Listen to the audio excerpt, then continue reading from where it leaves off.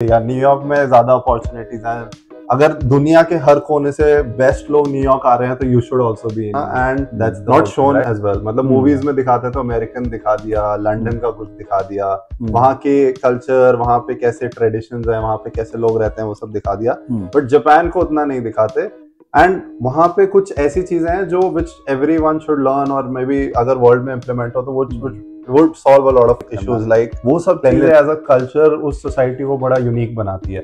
And इससे फिर then crime पे भी चीज आती है। क्राइम मतलब बेसिकली जीरो है वहाँ पे। लाइक आप अपना वॉलेट विद मनी आप कहीं भी छोड़ सकते हो, कोई नहीं उठाएगा। No one wants to take that. उठाएगा वो पुलिस स्टेशन में दे देगा, आपको एग्जैक्ट सब कुछ। यूएस जाके they follow the rules in US, when they come back they don't follow that. But Japan में when you go you follow the rules there as well, and when you come back you take the rules back as well. तो वो चीजें बहुत ही मतलब interesting लगी। तो if you are travelling there and you don't need to lock your homes, no one locks their homes, मतलब they keep it open even if they're going out, ऐसे नीचे तक जाने। बट इंडिया में तो आप लॉक करोगे ना, या कहीं भी से बोल रहा है। इवन अमेरिका को मोरन के वो बचपन से ही आपको सिखाया जा रहा है, स्कूल्स में सिखाया। स्कूल्स में दे डू क्लीनिंग, राइट? सारे बच्चों को अपना स्कूल साफ करना होता है। तो ये आप जब इंडिया से जापान गए तो आपको पहली बार में तो बड़ा अटपटा सा लगा हो कि मैं कहाँ आ गया, और ऐसी कौन सी चीजें हैं जो कि इंडियन की जो फैमिलीज हैं उसमें जो बच्चों को अगर सिखाना है, कुछ आदतें ऐसी 4-5 आदतें जो आपको बहुत। तो वहाँ पे एक बड़ा इंटरेस्टिंग चीज मैंने नोटिस किया। So whenever there is a person who is may be construction worker है और a delivery guy, they start from their home wearing a suit. अच्छा, लाइक जैकेट, शर्ट, पूरा कुछ। They go to their office, change them to a delivery वाला uniform जो red colour blue colour का पूरा होता है, and then they start driving that truck.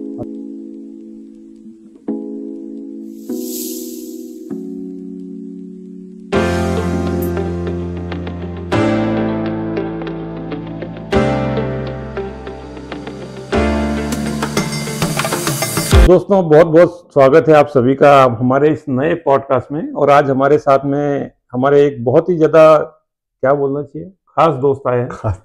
इनका नाम है उमंग चौहान, है ना। उमंग जापान में रहे हैं, एक मल्टीनेशनल कंपनी में काम करते थे, उसके बाद में अभी न्यूयॉर्क में है, यूएस में। तो उमंग के साथ हम काफी सारी चर्चाएं कर रहे थे कि वहां पर जापान में कैसा है। तो Umang really wanted us to visit Japan. तो मैंने बोला कि जब ये इतनी अच्छी अच्छी बातें शेयर कर रहे हैं उमंग, तो क्यों ना इसको एक पॉडकास्ट के रूप में इसको एक फॉर्मेट दिया जाए, और ये पॉडकास्ट हमारे जितने भी जो व्यूअर्स हैं, जो हमारे दर्शक हैं, ऑडियंस हैं, उनको बताया जाए कि जापान जाना क्यों जरूरी है भारतीयों के लिए। तो उमंग ये बताइए कि आप ऐसा क्यों सोचते हैं कि इंडियंस को जापान जाना चाहिए? नॉट जस्ट इंडियंस, मेरा ये है कि सबको ही एक बार जापान एंड वहाँ का कल्चर देखना चाहिए। व्हाई? बिकॉज वो it's a society which is not explored इतना and not shown as well. मतलब मूवीज में दिखाते तो अमेरिकन दिखा दिया, लंदन का कुछ दिखा दिया, वहाँ के कल्चर, वहाँ पे कैसे ट्रेडिशंस है, वहाँ पे कैसे लोग रहते हैं, वो सब दिखा दिया। बट जापान को उतना नहीं दिखाते। एंड वहाँ पे कुछ ऐसी चीजें हैं जो विच एवरीवन शुड लर्न, और मे बी अगर वर्ल्ड में इम्प्लीमेंट हो तो वो would solve a lot of issues, like cleanliness is the biggest thing। वहाँ पे हर जगह साफ होती है, आप कहीं भी बैठ के खा सकते हो, which is like a very big milestone for any place। कहीं भी इन द सेंस मैं ये नहीं कह रहा कि आप सिटी की बात कर रहा हूँ, जैसे मेन सेंटर की बात कर रहा हूँ, किसी भी area of the full country में आप कहीं भी बैठ के खा सकते हो। इतना क्लीन रहता है। Second thing, everything is organised, there are so many rules that they follow, not because someone is asking them to follow, और के कुछ ऐसे फाइन है $1000 का कि आप नहीं करोगे तो आपको जेल में, ऐसा कुछ नहीं है। अच्छा। उनका वो बचपन से उनको वो सिखाया जाता है व्हेन दे आर चिल्ड्रन के ये फॉलो करना ही करना है, रूल्स हैं, ये ऐसे ही रहना है, तुम्हें शांत ही रहना है, ज्यादा तेज मतलब नॉइज नहीं क्रिएट करना, इश्यूज नहीं क्रिएट करना। वो सब चीजें एज अ कल्चर उस सोसाइटी को बड़ा यूनिक बनाती है। एंड इससे फिर देन क्राइम पे भी चीज आती है। क्राइम मतलब बेसिकली जीरो है वहाँ पे। लाइक आप अपना वॉलेट विद मनी आप कहीं भी छोड़ सकते हो, कोई नहीं उठाएगा। No one wants to take that. उठाएगा वो पुलिस स्टेशन में दे देगा, एंड आपको एग्जैक्ट सब कुछ मिल जाएगा। Like it has happened with, like ऐसा हुआ है मेरे दोस्तों के साथ कि बस में रह जाता है या कहीं गिर जाता है या कहीं रख देते हैं, भूल जाते हैं, एंड वो हमेशा मिल जाता है 100%। तो आप बड़ा मतलब रिलैक्स होके घूम सकते हो if you are travelling there and you don't need to lock your homes. No one locks their homes, मतलब they keep it open even if they are going out, ऐसे नीचे तक जाने। बट इंडिया में तो आप लॉक करोगे ना, या कहीं भी, इवन अमेरिका। तो वो चीजें कल्चरली बहुत डिफरेंट कर देती है माइंडसेट को। आपका थोड़ा सा स्ट्रेस लेवल भी कम हो जाता है, आई गेस, क्योंकि आप फिर उतना सोच नहीं रहे। अपने सराउंडिंग्स के बारे में। आपको कहीं ट्रैवल करना है, आपको इतना नहीं सोचना पड़ रहा कहाँ रहूंगा मैं, कब तक कितना सेफ होगा, कब तक सेफ होगा, क्या मैं वॉक करके वापस आ सकता हूँ या नहीं। तो वो सारी चीजें बड़ी यूनिक हैं। And to see them through our own eyes, मतलब मेरे बोलने से won't impact you, right? when you actually see it happen, when you see what impact that is creating in your mindset as well, what you are doing there, उससे बहुत ही ऐसे heart shift आता है, which I think when those people, जैसे कहते हैं ना लोग, यूएस जाके they follow the rules in US, when they come back they don't follow them, but Japan में when you go you follow the rules there as well, and when you come back you take the rules back as well. तो वो चीजें बहुत ही मतलब interesting लगी मेरे को. So everyone should like at least see that through their eyes. तो जापान का, जब मैं जापान के बारे में सोचता हूँ तो मेरे मन में जो थॉट आते हैं वो ये थॉट आते हैं कि Japan basically, as we know that Japan पूरे वर्ल्ड में जो ब्लू जोन्स हैं उसमें is one of the places, Japan का पर्टिकुलरली प्लेस है वहाँ पर। ये जो ब्लू जोन्स होते हैं वहाँ पर ऐसे बहुत सारे जगह हैं वर्ल्ड में जहाँ के लोगों की जो एज है वो बहुत ज्यादा होती है, मतलब it's exceeding more than 100 years, 140 years से लेकर के 105 ईयर्स, सिंगापुर भी उसमें जैसे आता है। और दूसरा जो एक ध्यान आता है कि जापान की जो फिलॉसफी है लोग बहुत जो वो याद करते हैं, इकिगाई की हम लोग बात कर सकते हैं कि वहाँ को पर्पस लोगों को जो है वो ढूंढते हैं।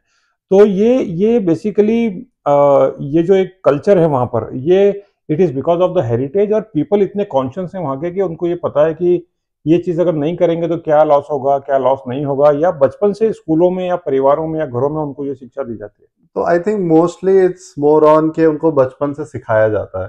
तो वहाँ रिलीजन इतना फॉलो नहीं करते, तो ये नहीं कि रिलीजन के डर से कर रहे हैं या ट्रेडिशन के डर से कर रहे हैं, तो ऐसा तो कुछ नहीं है। And also they have very nuclear family cities में, तो इट्स मोर नॉट के कोई ऊपर से बोल रहा है आपको करने को, मोर इन के वो बचपन से ही आपको सिखाया जा रहा है। स्कूल्स में सिखाया, स्कूल्स में दे डू क्लीनिंग, राइट? सारे बच्चों को अपना स्कूल साफ करना होता है, लाइक लिटरली स्वीप करना होता है एंड सब सफाई रखनी होती है।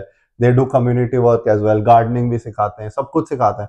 तो बचपन से आपको पूरा ग्राउंडेड रखते हैं, आपको सारे रूल्स बताए जाते हैं, रोज कराए जाते हैं वो रूल्स कि आप रोज स्वीपिंग कर रहे हो तो आप फिर वो आपका माइंडसेट नहीं खराब होगा ना, उस सेंस में आपके अंदर क्लासिज्म नहीं आएगा, आप सोचोगे नहीं उस लेवल पे। तो वो चीजें बिल्कुल ऐसे बचपन से इनग्रेन करते रहते हैं, उनकी लैंग्वेज में इनग्रेन्ड है कुछ कुछ चीजें कि आपको ऐसा ही बोलना है, इतना पोलाइट ही बोलना है अपने से ऊपर या अपने अननोन इंसान को। तो वो becomes a part of the language, not just culture, कि आप ऐसे बोल ही नहीं सकते किसी रैंडम इंसान से।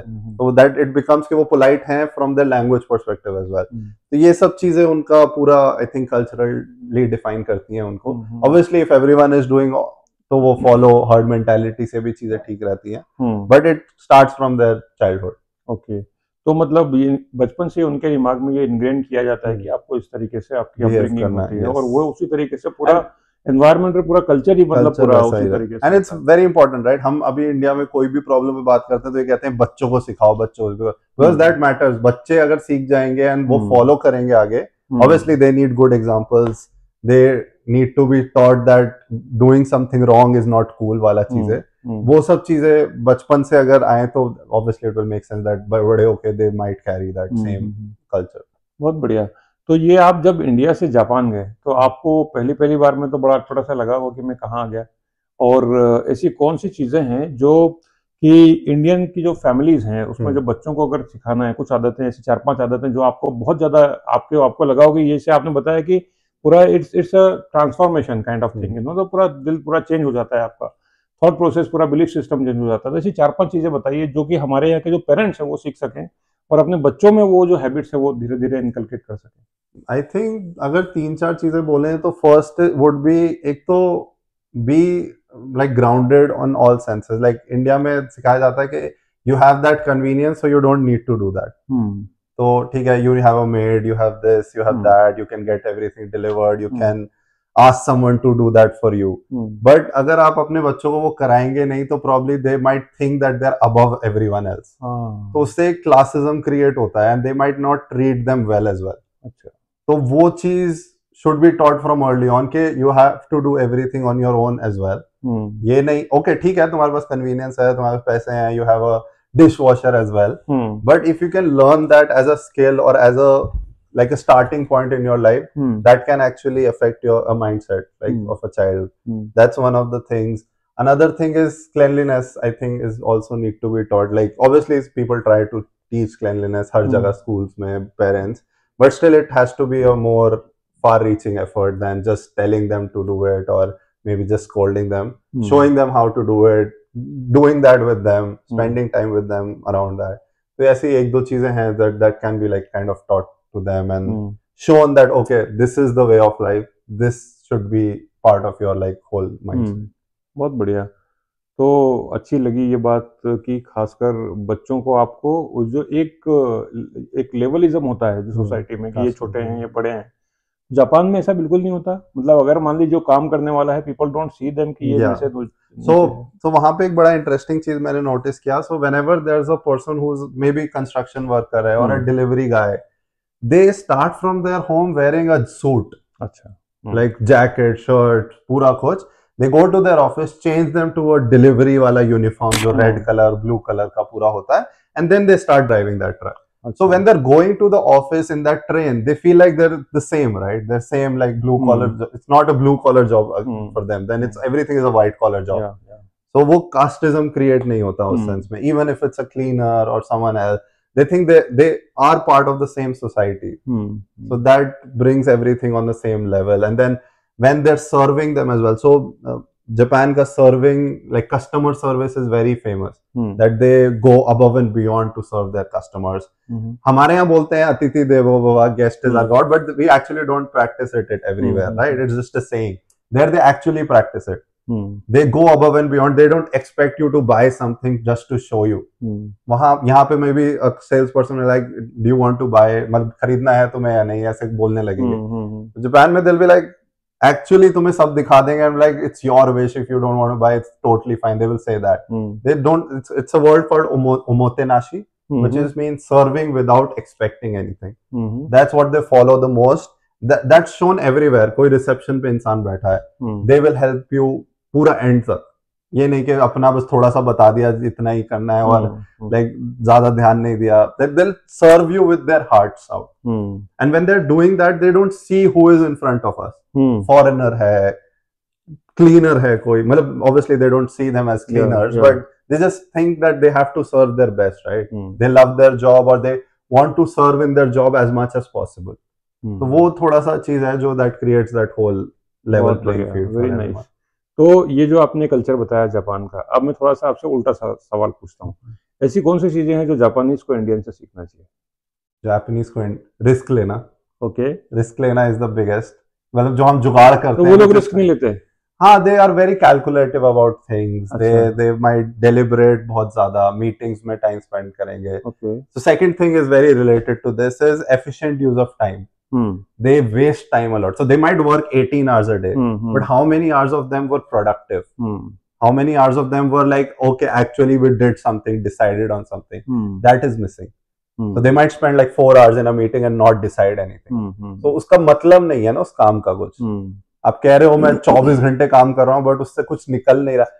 Not talking about manufacturing industry. Obviously आप 24 घंटे एक असेंबली लाइन में खड़े हो तो आप बनाओगे सामान। करेक्ट। बट अगर आप एक कॉर्पोरेट जॉब में 24 घंटे काम कर रहे हो और आप मीटिंग में ही बैठे हो तो आप कुछ नहीं कर रहे हो टेक्निकली। वो चीज मिसिंग है। तो ये एक दो चीजें हैं which is keeping them a bit पीछे जनरल ग्लोबल सोसाइटी। तो मीटिंग का तो sometime you know I also feel कि that meeting environment is the most time wasting environment. Why? मेरे को क्यों लगता है ऐसा कि अब देखिए क्या होता है, भी किसी भी ऑर्गेनाइजेशन में मान लीजिए एक फॉर एन एग्जांपल एक सीईओ है, वो आता है, वो पूरे के पूरे स्टाफ को लेके बैठ जाता है। I don't see the use of you know if you really wanted to communicate this person X person, why go and communicate? You are doing good bad ugly, you know whatever task you really wanted to give them, और if you would like to take the follow up of the last task which you have given, talk to that person straight forward. What is the fun of basically इसका जो एक purpose होता है ना, वो दूसरा होता है। They wanted to humiliate people publicly, है ना, and they wanted to show their dominance that I am much bigger. तो हाँ, तो basically हाँ हायरार्की वो सब वहां से आता है, और which has no meaning, है ना। और किसी लीडर को अगर ऐसा लगता है कि वो किसी एक को ह्यूमिलेट करके बाकी लोगों को डोमिनेट कर रहा है, तो वो एक्चुअली बहुत ही रॉन्ग परसेप्शन है। आप किसी को ह्यूमिलेट करके, इंसल्ट करके आप कभी ऊंचे नहीं बन सकते। हाँ, I think that's something I've heard India में, मतलब वहां पे ये नहीं करते, ह्यूमिलेट वगैरह तो नहीं करते, but still they also do this. 100 लोग लाइक मीटिंग में लेके 4 लोग ही बोल रहे हैं, तो बाकी लोगों का जरूरत नहीं है ना। You can send an email and they can just read through that और सी दोस documents. obviously they are also trying to fix that, but obviously it's still an issue that's taking them in the wrong direction. So you feel that Indians are much better in taking the risk compared to Japanese? Yeah, I think so. Indians who were there or who are in US, they are taking risk. Obviously, average Indian might not be taking that risk. So probably is this the reason that Japanese बाकी countries में बहुत कम पाए जाते हैं job के लिए? नहीं, वो तो I think it's more on the language issue, and they feel their culture. That if we go outside, we won't be able to follow our culture. We can't live in a society where everything is not rule based, where everything is so hodgepodge. So they feel that it's not safe as well. Okay. So you will find Japanese people, but obviously very less. And वैसे भी population तो कम ही है तो. हाँ, तो when I'm saying this means if I'm asking this is in the context that the kind of maybe Indians आपको हर जगह मिल जाएंगे. They are नहीं, Japanese भी हर जगह मिल जाएंगे आपको, हर country में. मतलब they are also global enough. Just the numbers are less. Numbers are less. Okay. Anything else which they can learn from India? From India, I would say like यही main चीज होती है जो मैंने देखी है अभी तक, रिस्क और टाइम का एफिशिएंट यूज, जो इंडियंस कभी कभी कर लेते हैं. ऑब्वियसली हर कोई नहीं कर रहा. तो मैं भी इंडिया का बेस्ट पार्ट से ही कंपेयर कर रहा हूँ, not comparing with someone who is not doing anything और not trying to achieve anything, but उसमें they can actually become better. Even the best there won't be doing that the best way. They are less emotional compared to Indians. They are more mechanical. Is it like that? Because जब भी मैं वहाँ के कुछ videos देखता हूँ तो मेरे को लगता है लोग आ रहे हैं जा रहे हैं, मतलब ऐसे मशीनी तरीके से, मतलब they don't share lot of that emotions like India में. मतलब हाँ, मतलब so emotions तो हैं उनके अंदर. Probably they are not sharing it. They are not open to sharing their personal emotions outside. ऐसा होता है, there's a very big divide work life and personal life में. They don't mix it. So वो थोड़ी सी चीजें हैं. तो जब वो बाहर हैं तो they are a different person.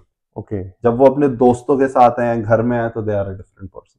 Is it? तो ऐसा थोड़ा सा रहता है. तो they have a very big privacy filter in them. वो उनका ingrained है. So first time when we came to Japan and all the people who were in HR and all of them actually told us that this can happen. They might not say something or they might not believe in something but say something else. Just to keep that image in front of you. So be wary of that. Always think with, okay, maybe this person is not being truthful to me or something like that. So वो हमेशा रहता है. वो feedback में you have to ask them again and again कि कुछ negative बताओ.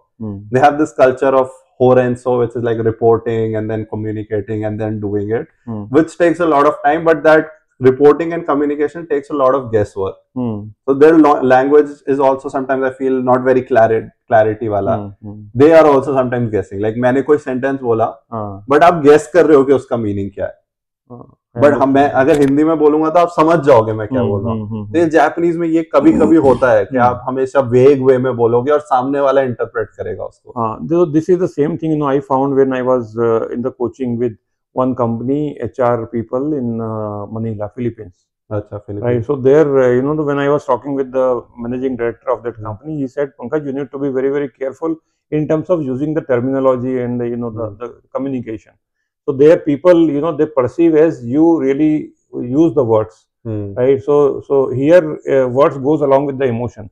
Even आप अगर कुछ बोलना चाह रहे हो लेकिन आपके emotion दूसरे हैं तो that person को catch करता है. तो ये differences हैं. अभी एक second last question है, how this shift from now Japan to US, now you are currently in the New York, and which is a part of the most developed country. So Japan mein I did my like 3.5 years and tried to understand everything possible about the company, understand the culture, what they're trying to promote. Japanese language भी सीखी, सब कुछ करा, higher ups में discussions and everything I got involved. So they were like, okay, this person knows what our company and our philosophies are about, and he also has that risk-taking capacity. They were like, this person can be a good asset in New York to expand our business and everything. So that's why they also chose me. I also raised my hand to, okay, I want to go and do something around this expansion. So that's why I like last year in June I shifted to New York and trying to expand the company there as well. Obviously it's a totally cultural shift. New York is all about the global city where everyone is from outside. Everyone is hustling, motivated towards something. Everyone is trying to make it. Everyone wants that American dream there in New York. So वो चीज है which is very interesting to me. Like I was in that एक shy वाला environment where everyone is working hard but not showing about that, but in New York everyone is showing but working hard as well and hustling as well, trying to be like the best in the world. वो shift बड़ा interesting था जो मैंने अभी देखा last ऐसे 6-7 months में. Very nice. तो अगर किसी को करियर स्टार्ट करना है तो आप कहाँ जाना भेजना पसंद करोगे? फर्स्ट जापान और न्यूयॉर्क? नहीं, करियर स्टार्ट करना है तो इंडिया में कर सकता है. न्यूयॉर्क ऑब्वियसली यार, न्यूयॉर्क में ज्यादा अपॉर्चुनिटीज हैं. अगर दुनिया के हर कोने से बेस्ट लोग न्यूयॉर्क आ रहे हैं तो you should also be in New York. That's the whole thing, right? India में भी बोलते हैं ना, अगर बेस्ट लोग कोटा में जा रहे हैं पढ़ने के लिए या फिर दिल्ली में आ रहे हैं आईएएस की कोचिंग के लिए तो तुम भी वहां जाओ. तो जॉब के लिए लोग बैंगलोर आ रहे हैं, हैदराबाद आ रहे हैं, तो तुम भी वहां जाओगे तो बेस्ट अपॉर्चुनिटी तुम्हें तभी मिल पाएगी. तो सेम है, अगर दुनिया में सब न्यूयॉर्क आ रहे हैं तो why not start it from New York if possible. Very good. तो बहुत सारी चीजें सीखी. इकिगाई के बारे में बताओगे, क्या लोग वास्तव में फॉलो करते हैं जापान में Ikigai? So Ikigai is more of like a detailed description of people who are in the southern part of Japan. There's an island called Okinawa. वहां पे लोग कैसे रहते हैं and वहां पे क्या philosophies लोग follow करते हैं, which is all more of like kind of कि एक इंसान गया, उसने देखा and उससे कुछ interpret करने की कोशिश करी. Obviously some things are true, some things are like, जैसे हमारी हिंदी में कहावतें होती हैं, हम follow नहीं करते but सुनते तो है ना. तो वैसी कोई कहावत उसने जापान में सुनी and उससे उसने एक बुक बनाई. Obviously people follow a lot of those stuff, but थोड़ा थोड़ा parts में, chunks में. जैसे अगर पूरा है कि 80% फूड स्टमक फिल करना चाहिए, 20% नहीं करना चाहिए, मे बी वो उस कॉन्सेप्ट में नहीं सोच रहे हैं. May be there like okay हम थोड़ा ही खाएंगे, like we only eat in portions, we only eat like this is like a fix culture for us that this is our food, this is how we eat. Maybe they're not thinking in that 80%, but वो interpretation शायद वहां से आई है. तो वो book kind of एक helping book है for everyone, trying to teach those Japanese वाले cultures and good habits in a more explanative way. ठीक है, ये है उसका meaning, ये है behind the scenes वाला story, why they are doing it, why they want to do it. So that is all about that book. Obviously Japan में no one knows that book. Is it? हाँ, no one knows what is Ikigai, what is, even if I ask what is Ikigai, they might not know it. Like I've asked them, क्या होता है Ikigai? It's more like यहाँ मतलब बाहर outside India, मतलब outside Japan बिक रही है बुक है, which some foreign author wrote. Like they don't care about it, they don't know about it. This is really very surprising. If you go in Japan and ask Ikigai, like what is Ikigai? No one would understand. और यहाँ तो हल्ला मचा हुआ है बहुत, इसको आपका Ikigai ढूंढो, क्या है पर्पस ढूंढो, आपका क्या है. वही मार्केटिंग, इंडियंस मार्केटिंग, मतलब Indians in the sense outside Japan लोग मार्केटिंग अच्छी कर लेते हैं. Very nice. So interesting, and probably this might be helpful to all of our viewers in the audience कि जापान जरूर घूम के आना चाहिए एक बार. देखिए हर कल्चर में, हर देश में जहाँ पर भी आप जाते हैं वहाँ कुछ ना कुछ चीजें तो होती हैं जो आपको एक्सेप्ट करना चाहिए और इम्बाइब करना चाहिए आपकी हैबिट में. और अभी जब हम ग्लोबल एक विलेज की बात करते हैं तो may be probably the concept should be the take best from each and every place and make something the society which is the more idealistic, helping, and with the having a lot of harmony for the society. And probably this is how we can really grow and develop the world. 100%. मतलब सारी चीजों का best लेके, best जैसे constitution बनाया India का, सारे constitution का बेस्ट लेके, तो as a society also we can take all the best cultures. तो जैसे मैं उमंग को बोलूंगा कि उमंग आप शर्ट कौन सी पहनना पसंद करोगे, तो प्रोबेबली आपको बेस्ट ब्रांड जो शर्ट का ध्यान आएगा, शूज के बेस्ट ब्रांड ध्यान में आना चाहिए. आप जो मॉइस्चराइजर लगाते हो, क्रीम लगाते हो, परफ्यूम लगाते हो, आपके सारे पास बेस्ट होना चाहिए. आप उसमें बिल्कुल भी थोड़ा सब स्टैंडर्ड चीजों को एक्सेप्ट नहीं करते हो, तो this probably one of the thought probably which will be very helpful for all of us. तो इसमें फिर अब ऐसा होना चाहिए दुनिया में कि when they're talking about culture कौन सा फॉलो करना चाहिए, it should be the Indian culture. Okay. ऐसा मतलब I want to see that. अच्छा, you want that people should follow the Indian culture. मतलब not follow, our culture should evolve as such that people want to follow it. Maybe not in the current state, but maybe in a future state where everything is amazing and then people are like, okay, Indian culture, Indian model follow करो and then only we can grow in the world. ऐसा होना चाहिए. That's what I believe in or want to see. Yeah. Thank you so much, and it was lovely interacting with you. Thank you.